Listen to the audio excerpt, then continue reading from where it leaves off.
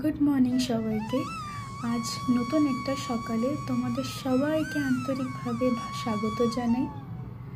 আজ সকাল সকাল ঘরের সব কাজকর্ম শেষ করে স্নান করে রেডি হয়ে পুজো দিতে চলে গেলাম। ঘরের পাশেই একটা মন্দির আছে, তাই সেখানেই গিয়েছিলাম। মন্দিরে গিয়ে মন প্রাণ একদম ভালো হয়ে গেল। প্রথমে ভোলেনাথকে জল অর্পণ করলাম, তারপর মা পার্বতী এবং অন্যান্য দেবী দেবতাকেও জল দিলাম। ফুল ফল প্রসাদ মহাদেবকে অর্পণ করার পর একটু তিলক করে দিলাম।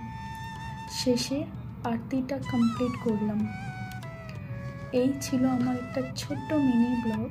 আশা করছি তোমাদের সবাইকে আমার এই ব্লগটা ভালো লাগবে। সবাই দেখা হবে আরেকটা নতুন ব্লগে। সবাই ভালো থাকো, সুস্থ থাকো। রাধে রাধে।